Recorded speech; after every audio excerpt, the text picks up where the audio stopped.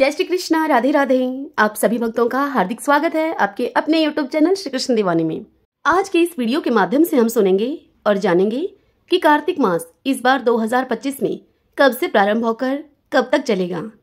इस मास के स्नान करने के नियम, पूजा की विधि और विशेष रूप से तुलसी की पूजा कार्तिक मास में किस प्रकार से करें, संपूर्ण विधि विधान को हम इस वीडियो के माध्यम से जानेंगे। देखिए भक्तजनों, सनातन परंपरा में कार्तिक मास को सबसे ही पवित्र महीनों में गिना गया है। पंचांग के अनुसार कार्तिक का महीना साल का 8वां महीना होता है और यह अत्यंत ही पवित्र माना गया है, क्योंकि इस मास में भगवान विष्णु योग निद्रा से जागते हैं। मान्यता ऐसी भी है कि इस महीने में श्रद्धा और नियम से पूजा पाठ करने वाले भक्तों पर भगवान विष्णु, श्री कृष्ण और माता लक्ष्मी की विशेष कृपा बरसती है। इसके साथ ही इस पवित्र महीने में भजन कीर्तन, स्नान दान, दीपदान और तुलसी पूजा का विशेष महत्व बताया गया है। धार्मिक मान्यता यह है कि इस दौरान स्नान दान, दीपदान और तुलसी पूजन करने से व्यक्ति को अक्षय पुण्य की प्राप्ति होती है और उसके समस्त पापों का नाश होता है। साथ ही जीवन में सुख, समृद्धि और शांति बनी रहती है। तो ऐसे में आइए जानते हैं। देखिए भक्तजनों, पंचांग के अनुसार इस साल 2025 में कार्तिक मास 8 अक्टूबर 2025 से शुरू होकर 5 नवंबर 2025 तक चलेगा। कार्तिक के इस स्नान का प्रारंभ लोग अश्विन माह के शुक्ल पक्ष की एकादशी तिथि से ही प्रारंभ करते हैं, तो कुछ लोग अश्विन की पूर्णिमा से प्रारंभ करते हैं, यानी कि शरद पूर्णिमा से। तो कुछ लोग कार्तिक माह की प्रथमा तिथि से, यानी कि एकम की तिथि से इस स्नान को प्रारंभ करते हैं। आप अपनी सुविधा के अनुसार इस स्नान का संकल्प करें। इस पूरे महीने में भगवान विष्णु और श्री कृष्ण की पूजा का विशेष महत्व बताया गया है। हिंदू धर्म में कार्तिक मास को सबसे ही अधिक पुण्यकारी महीना माना गया है।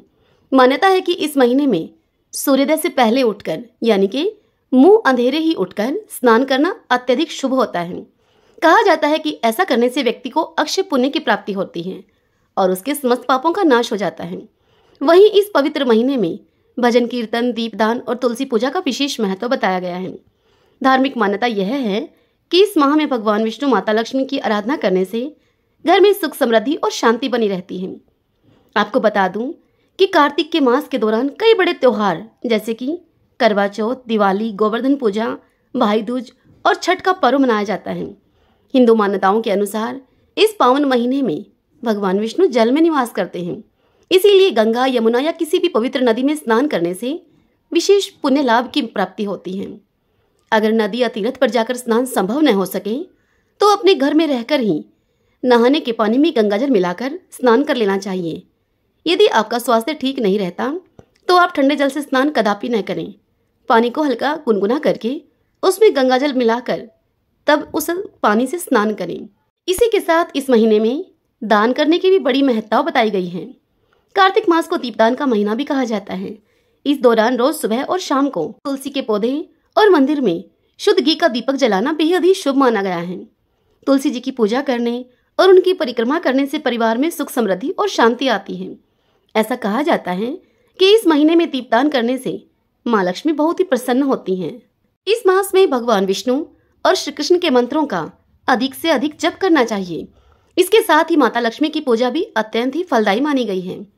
लक्ष्मी जी का आशीर्वाद पाने के लिए इस दौरान श्री सूक्त, कनक धारा स्तोत्र, लक्ष्मी स्तोत्र और श्री विष्णु सहस्रनाम का पाठ आवश्यक रूप से करना चाहिए। कार्तिक मास श्री कृष्ण की पूजा के लिए भी सबसे उत्तम माना गया है। कार्तिक मास को दीपदान का महीना भी कहा जाता है। इस दौरान नियमित रूप से तुलसी के पौधे और अपने घर के आसपास के किसी एक मंदिर में जाकर शुद्ध घी का एक दीपक जलाना चाहिए। कार्तिक के इस महीने में गंगा, यमुना या किसी भी पवित्र नदी में स्नान करने से विशेष पुण्य लाभ मिलता है।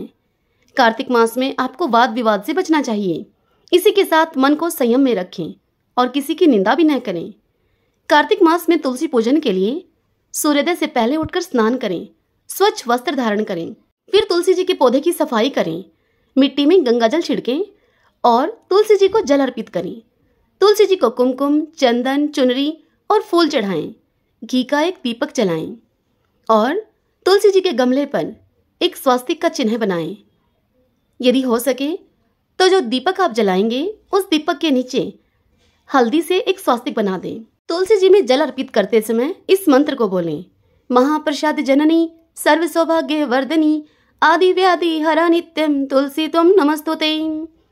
और जब आप तुलसी जी की परिक्रमा करें तब इस मंत्र को बोलें, श्री सुभद्राय नमः।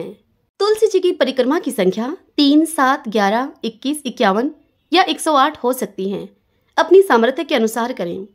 रविवार को तुलसी जी को स्पर्श नहीं करना चाहिए। बुधवार को तुलसी जी में जल अर्पित न करें। शाम को तुलसी जी में एक देसी घी का दीपक जलाएं।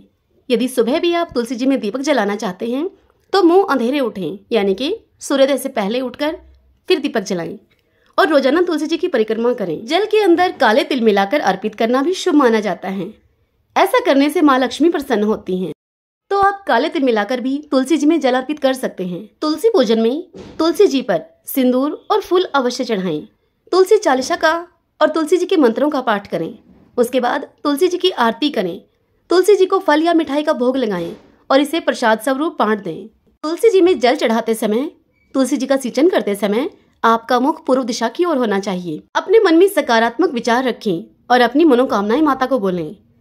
वास्तु शास्त्र के अनुसार शाम के समय तुलसी के पास घी का एक दीपक जलाने से धन लाभ की प्राप्ति होती है। तुलसी जी में जल अर्पित करने से पहले भगवान विष्णु और माता लक्ष्मी का ध्यान करें, फिर पूजा शुरू करें। तुलसी माता को भगवान विष्णु की पत्नी के रूप में पूजा जाता है, इसीलिए उनकी पूजा से श्री हरि विष्णु और माता लक्ष्मी की कृपा बनी रहती है। तुलसी पूजन करने के बाद भगवान श्री विष्णु या भगवान श्री कृष्ण के मंत्रों का जाप अवश्य करें। प्रतिदिन 1 मुट्ठी अनाज पक्षियों को डालें। पहली रोटी गऊ की और आखिरी रोटी कुत्ते की बनाकर उनको खिलाएं और प्रतिदिन 1 रुपए का एक सिक्का मंदिर में दान करें। और हो सके तो अपनी सामर्थ्य के अनुसार थोड़ा थोड़ा ही सही कुछ अन्न का दान करें। इस जीवन में किया हुआ दान ही इस जीवन तथा अगले जीवन को उन्नत बनाता है। इस मास में तुलसी जी के साथ ही बड़ पूजन, पीपल पूजन और आंवला पूजन का विशेष महत्व है। रविवार के दिन को छोड़कर हर दिन पीपल को सींचें, बड़ को सींचें और आंवले का सिंचन करें और एक देसी घी का शाम के समय दीपक जलाएं। पीपल और बड़ को शनिवार के अलावा कभी ना छुएं। शनिवार के दिन पीपल में माँ लक्ष्मी का वास होता है, उस दिन पीपल को आवश्यक रूप से छुएं। आंवले में श्री कृष्ण का वास होता है, आंवले को आप प्रतिदिन छू सकते हैं, एक रविवार के दिन को छोड़कर। प्रत्येक घर में आंवले का पौधा अवश्य होना चाहिए। आशा करती हूँ आपको यह जानकारी अवश्य ही पसंद आई होगी और यह जानकारी आपके लिए उपयोगी रहेगी।